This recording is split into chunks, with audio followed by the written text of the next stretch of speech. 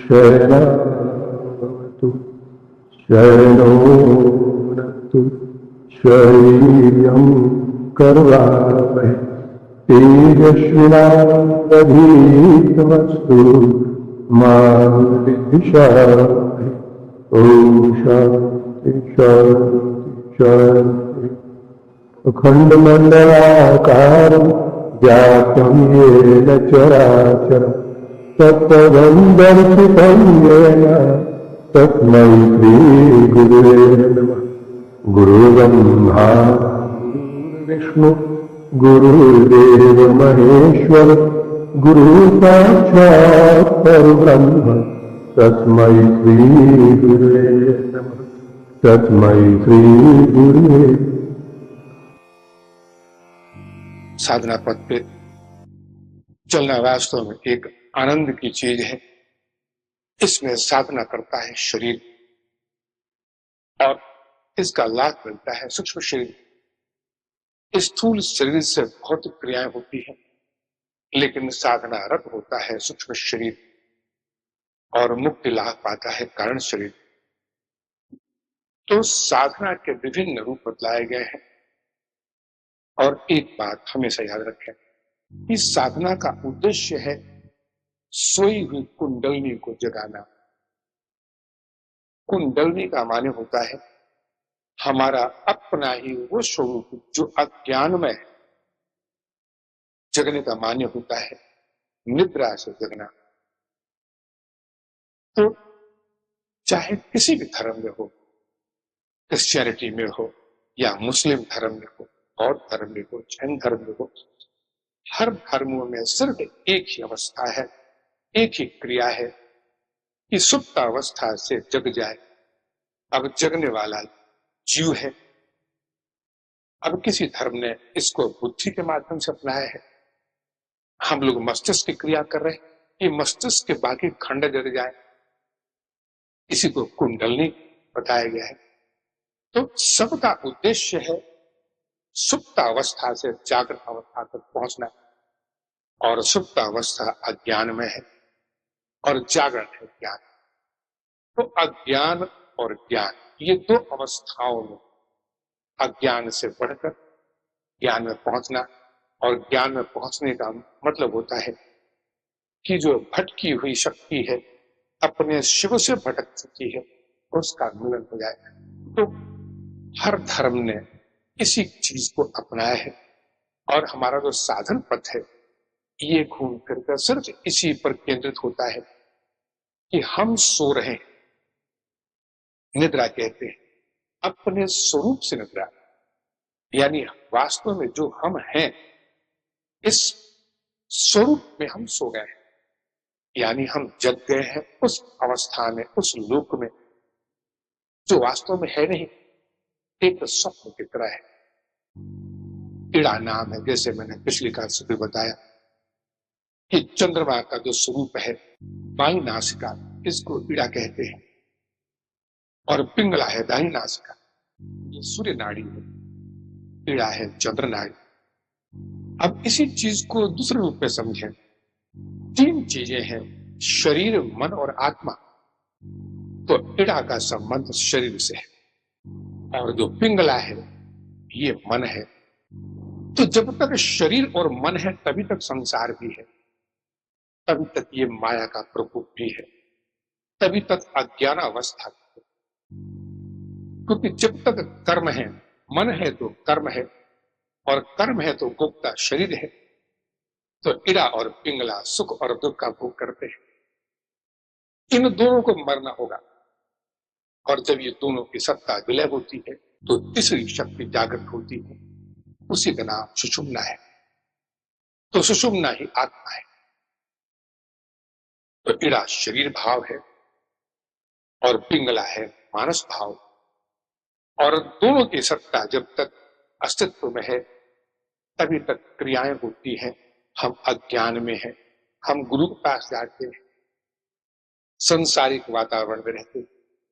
लेकिन जिस दिन हमने संयमित किया अपने प्राण और अपान, इनके माध्यम से श्वास लेना हो, छोड़ना, इड़ा और पिंगला को जब संयमित कर लिया जाए तब ये सीधी तरह अपने मूलाधार में जाकर और आघात करती हैं सुषुम्ना में। तब सुषुम्ना का जागरण ही आत्मा का जागरण है। और तब जो तंद्रा अवस्था में हमारा स्वरूप हम सो रहे हैं, ये जगता है स्वरूप। इसी का नाम कुंडलनी जागरण है। तो साधक प्रेमियों जरा समझें इस चीज को कि इड़ा और पिंगला ये दोनों चीजें हमारे जीवन को किस रूप में प्रभावित करती हैं। हर एक व्यक्ति का अपना एक स्वभाव होता है। इसमें से कुछ इड़ा प्रधान होते हैं और कुछ पिंगला प्रधान होते हैं। अब इड़ा प्रधान होते हैं, ये नारी प्रधान चीज है, यानी नारी गुण होते हैं इड़ा में। चंद्रमा है और चंद्रमा का संबंध तो सौंदर्य से है, मन से है। और ये फिर जब तक सौंदर्य है, जब तक बाएं नासिका प्रधान है, तो जीव में कर्म करने की शक्ति कम होती है। वो कल्पना प्रधान होता है, कल्पनाओं में बहता है, कल्पना करेगा। सौंदर्य प्रधान है, वो सुंदर होगा देखने में, लेकिन कर्म के प्रति रुचि कम होगी। और फिर यही जब पिंगला होता है तो ये सूर्य प्रधान है, ये पुरुष वाचक है, पुरुष जाति का है। इसमें कर्म प्रधान है और कर्म प्रधान कर्म नाड़ी होती है। कर्म ही इसका जीवन है। हमारे शरीर की जितनी भी जो क्रियाएं होती हैं, सुख दुख का अनुभव करना, जीवन में सुख ऐश्वर्य का भोग करना, ये पुरुषार्थ के माध्यम से होता है। प्रारब्ध है, अधीन है। ये सब का संबंध पिंगला से है। तो पिंगला प्रधान व्यक्ति संघर्ष में होता है, उसमें सुंदरता प्रधान नहीं होती, वो कर्मठ होता है। लेकिन ज्यादा प्रेम, अब जैसे माचिस है और माचिस की तिल्ली है। अब जब एक काठी को निकाला हमने और घर्षण किया माचिस पर, तो अग्नि प्रज्वलित होती है। तो ऐसे ही इड़ा का और पिंगला का जब घर्षण होता है, तब जो अग्नि प्रज्वलित होती है उसी का नाम है सुषुम्ना। तब जब अग्नि प्रज्वलित होती है तो काठी का अस्तित्व खत्म हो जाता है। तो यही पिंगला और इड़ा का जो संघर्ष होता है, इसको आज पूरे विस्तार से हम समझेंगे। हम भगवान शिव की पूजा तो करते हैं साधा पे, लेकिन भगवान शिव के अस्तित्व को जो लिंग रूप में है, जो अर्धनारीश्वर शिवलिंग में है, इसको तत्व से नहीं जानते हैं। तत्व से जानने वाला निश्चित ही उस भक्ति के माध्यम से ही उस ज्ञान तक पहुंचकर मुक्त होता है, क्योंकि भगवान शिव किसी व्यक्ति का नाम नहीं है। ईश्वर का वो रूप है जो समाधिस्थ है, शांत रस है। अब आइए दूसरी चीज है कि ये जो हम हमेशा पढ़ते हैं, ग्रंथों ने कहा है कि कुंडलनी का जागरण हुए बगैर ज्ञान नहीं हो सकता। न ज्ञान होगा न मुक्ति होगी। मुस्लिम धर्म में इसकी विशेष साधना होती है। जीसस क्राइस्ट भी हिंदुस्तान में आकर इसी कुंडली जागरण को शिक्षा प्राप्त हुई। तो निद्रा से उठने का नाम है जागरण, और जगने वाला या तो जीव होता है, किसी को कुंडलनी कह लीजिए, या फिर अज्ञान ज्ञान में जग जाए, मस्तिष्क जग जाए, मस्तिष्क के जो खंड विकसित नहीं है वो जग जाए। ये सभी चीजें, तो जगने के बाद जगना जो एक शब्द है, ये तो समझ में आता है कि कोई व्यक्ति सोया हुआ था, जग गया। लेकिन कुंडलनी का जागरण जिस दिन होगा, उस दिन की व्याख्या मैं कर देता हूं। हम में से निश्चित ही ऐसे सौभाग्यशाली निकलेंगे जो अनुभव करेंगे कुंडलनी के जागरण को, भले छोटे रूप में ही हो। तो जिस दिन ये अनुभव होगा, उस दिन साधक घबरा जाता है, बहुत डर जाता है। इसमें डरने जैसी कोई बात नहीं है। अब ये कुंडलनी का जो जागरण है, इड़ा और पिंगला का, जैसे मैंने बताया था कि इड़ा नाड़ी का पिंगला के साथ में जब मिलन होता है तो सुषुम्ना में प्रवेश होता है, और यही जागरण है। अब जैसे कि हम क्रिया को करते हैं तो क्रिया के करते समय कभी कभी ऐसे भी हमको शरीर में झटके महसूस होते हैं। कभी लगता है कि शरीर कांप रहा है, या मेरुदंड में, सुषुम्ना में जैसे कोई चींटी हो, इस तरह का प्रवाह चलता है। कभी कभी अग्नि का महसूस होता है, कभी बहुत ठंडे का अनुभव होता है। ये सब संकेत हैं, लेकिन जागरण नहीं है। अब जागरण का स्वरूप भी समझ लें। जैसे नेगेटिव और पॉजिटिव दो तार होते हैं बिजली के, जब ये दो मिलते हैं तो अद्भुत शक्ति जागृत होती है। एक करंट पैदा होता है, एक शॉक लगता है शरीर। तो कहाँ ये नेगेटिव और पॉजिटिव? अब पीड़ा जो है ये नेगेटिव है, और पीड़ा का संबंध हमारे मूलाधार में है। मैंने बताया पीड़ा ठंडी नाड़ी होती है, चंद्रमा प्रधान है, और इसका संबंध मूलाधार से है। और जो गर्म है वो आज्ञा चक्र में है। तो जो तार का गर्म भाग है वो आज्ञा चक्र में है। अब ये मिलेगा कब? हम मूल क्रिया जो करते हैं कि मूलाधार से अपने उस मंत्र के माध्यम से ले जाते हैं आज्ञा चक्र में। इसका रहस्य समझ में आ गया आपको? हम जोड़ते हैं दोनों तारों, इड़ा और पिंगला के उस प्रभाव को जोड़ते हैं ताकि ये विस्फोट हो, ताकि ये स्पार्क हो। तो मंत्र के माध्यम से मूल क्रियाएं होती हैं, सोहम क्रिया है। तो आरोहण और अवरोहण, आरोहण में नीचे से ऊपर जाना है, अवरोहण में ऊपर से नीचे आना है। तो आखिर इसका उद्देश्य क्या है?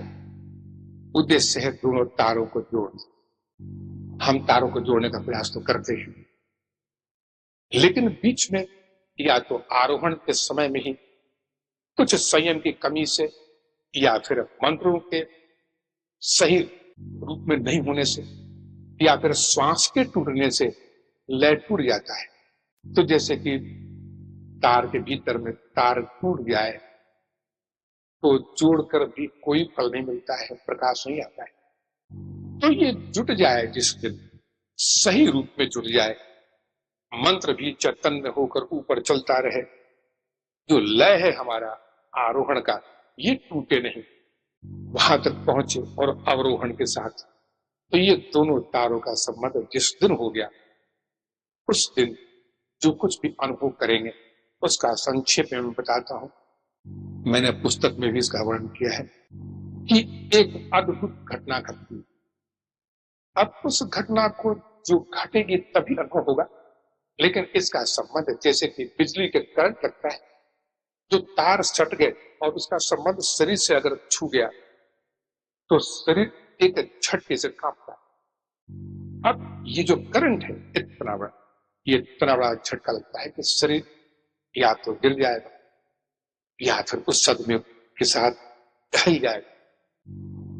तो चूंकि उस व्यक्ति को, साधक को पहले से पता नहीं होता है, जैसे आज हम बता रहे चीज को, तो इन सब चीजों से आपके मन में एक धारणा बन जानी चाहिए कि अगर ये अवस्था होगी तो हमें सतर्क रहना है और इस लय को तोड़ना नहीं है।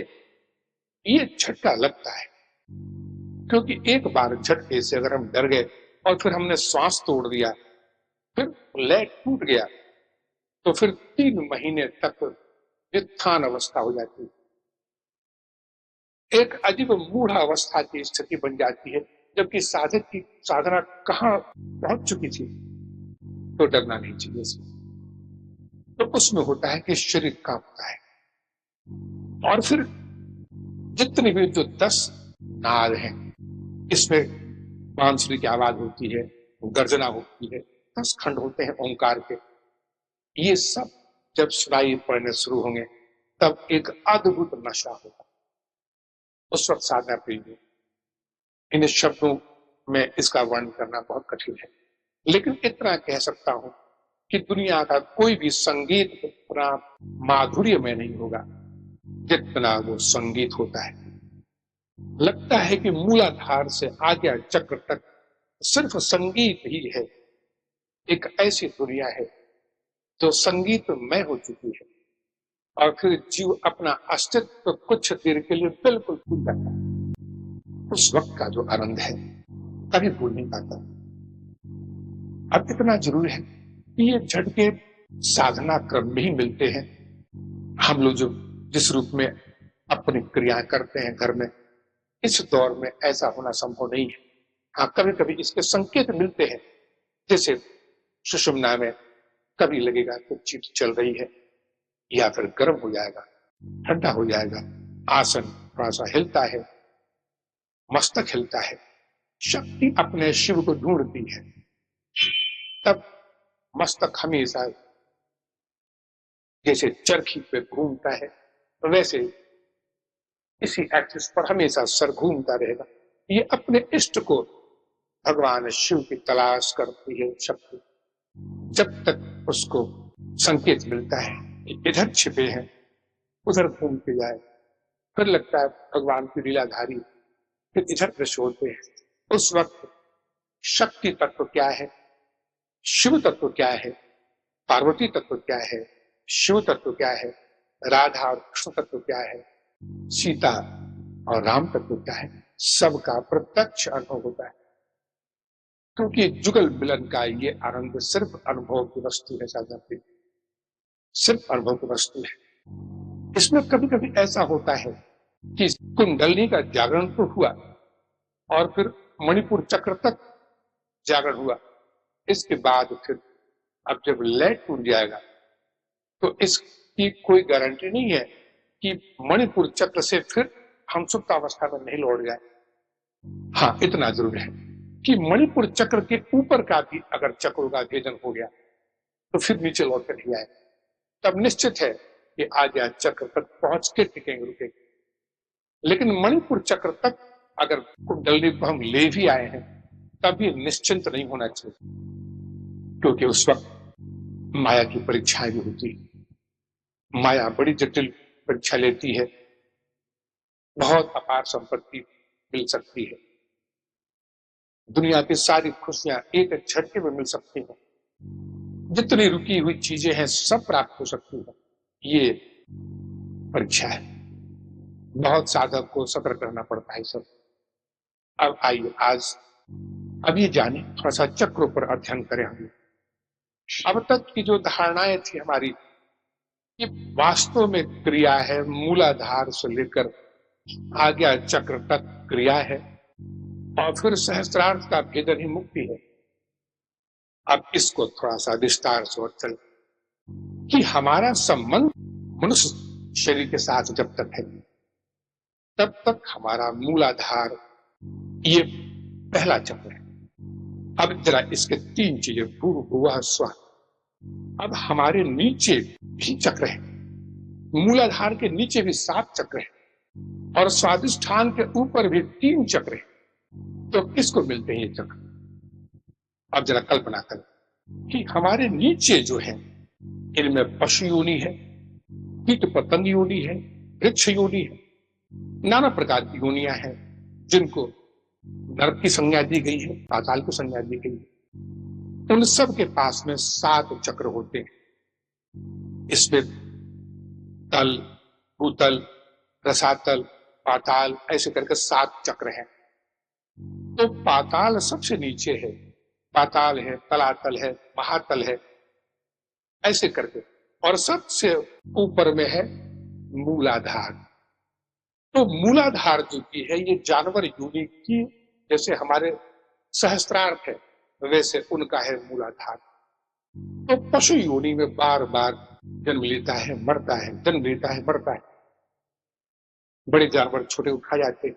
ऐसा करते करते अगर 100-200 जन्म हो गए उसके, तो फिर धीरे धीरे उसकी अपने आप प्रगति होती रहती है, और ये पहुंच जाता है मूलाधार, यानी उस शरीर का सहस्त्रार्थ। अब ये निश्चित है कि अब वो जब पहुंच गया अपने मूलाधार में, तो वो पशु योनि से मुक्त। लेकिन हमारा जो शरीर है, इसकी सबसे निम्न जो चक्र है, वो है मूलाधार। तो इतना ही जान लें कि मूलाधार वही है जो पशु योनि में हमारा सहस्त्रार्थ था। तो उस मूलाधार में पशु योनि के सारे संस्कार होते। और इतना जान लें कि जो मूलाधार से ऊपर उठने का प्रयास नहीं किया, वो पशु तुल्य ही है। तो उस योनि का, पशु योनि है, कीट पतंग, वृक्ष, कीड़े मकोड़े, ये सभी पक्षी हैं। ये सब की आखिरी मुक्ति अवस्था है मूलाधार, और हमारा मूलाधार सबसे निम्न है। तो वो है निम्न कोटि भोग। उस भोग में है निद्रा, भोजन, आहार और मैथुन। ये तीन प्रधान होते हैं। पशु जानवर योनियों में, कीड़े मकोड़ों में, पक्षियों में, वृक्षों में, इनमें आहार की व्यवस्था पहले है, और फिर निद्रा और मैथुन, ये तीन भी मुख्य है। इनसे मुक्ति जब होती है तब जीव कर्म में प्रवेश करता है अपने मूलाधार के माध्यम से, और तब मनुष्य शरीर मिलता है। तो मूलाधार चक्र सबसे निम्न में चला गया। पशु योनि में सबसे ऊपर था, अब मनुष्य योनि में कर्म प्रधान है। तो मूलाधार, स्वादिष्ठान, मणिपुर, अनाहत, विशुद्ध, आज्ञा, अब यहां तक जो कर्म प्रधान चक्र है ये है। और इनसे जब मिलन हुआ कुंडलनी का, तब मिलन होते ही सहस्रार का भेदन करके इस शरीर से मुक्ति मिल गई। तो इस शरीर से मुक्ति मिलते ही हमारा जो दिव्य मानव योनि, जिसमें देवता भी है, आदि देव है, ब्रह्मा, विष्णु, महेश, जो अवतार लेकर आते हैं, इनके पास में। तो एक सहस्रार का भेदन हमने किया है। अब हम मनुष्य शरीर में नहीं आएंगे, कर्मों के लिए नहीं आएंगे, तो फिर हम देवयोनि में चले गए। वहां तीन है, सहस्त्रार से मुक्ति है, व्यष्टि मुक्ति है और समष्टि मुक्ति। और इसके ऊपर में मूल ब्रह्म, शुद्ध ब्रह्म है, जो अवतरण नहीं होता, वो शुद्ध ब्रह्म है। हरे तो पारे कुल दासान दास भवता भूय मनः स्मरेतात् तते गुणास्ते गृहीत्याक कर्म करोतु काय ननाकपृष्ठं यततारनिष्ठं न सर्वभरणं नरसाधिपत्यं मयोगसिद्धि पुनर्भवया समैव सत्यां विरहं कर्म अजाति पक्षा तीर्मानोत्तरं खदा स्तन्यं यथा मत्सतराच्युतारता प्रियं प्रियेण विचितं विषया नववृन्दाक्षिदिवृक्षते त्वां ममोत्तमशोक जनेश सख्यं संसारचक्रे भ्रमतः सकर्मभिः त्वन्मायात्मा नविदारदे स्वशक्तिचित्तस्य मनाथ भूयात् अहं हरितः पादे कुलीन दासारुदास भवतः जय जय जय